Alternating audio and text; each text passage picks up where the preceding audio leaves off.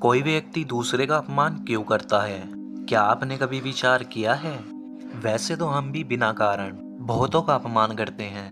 हमारा अपना अपमान भी बहुत बार होता है। संसार का सारा व्यवहार एक दूसरे का अपमान करने पर टिका है। जैसे पति अपनी पत्नी का अपमान करता है, पिता अपनी संतानों का अपमान करता है, नौकरी देने वाला अपने नौकर का अपमान करता है, अर्थात जो भी बलवान है वो निर्बल का अपमान करता है।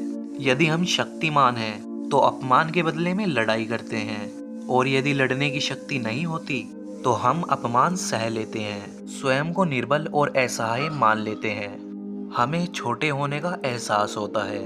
ऐसा प्रतीत होता है कि हमारी आत्मा कुचली गई हो। लेकिन कोई किसी का अपमान क्यों करता है? जब अपमान होता है तो मनुष्य को अपनी निर्बलता का एहसास होता है, और निर्बलता का बोझ मनुष्य को कुचल देता है और वह अधिक से अधिक निर्बल बन जाता है। अत्याचार सहने की आदत सी पड़ जाती है।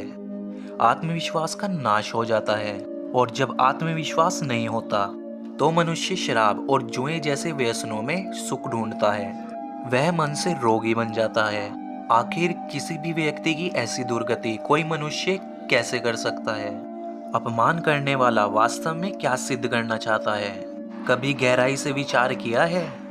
वास्तव में हम किसी का अपमान करते हैं उसकी निर्बलता सिद्ध करने के लिए, ये बताने के लिए कि हम अधिक शक्तिमान हैं। अर्थात वास्तव में अपमान करने वाला स्वयं अपने आप को शक्तिमान या बलवान सिद्ध करने का प्रयास कर रहा है। अपमान करने वाला हकीकत में अपनी शक्ति से आश्वस्त नहीं है।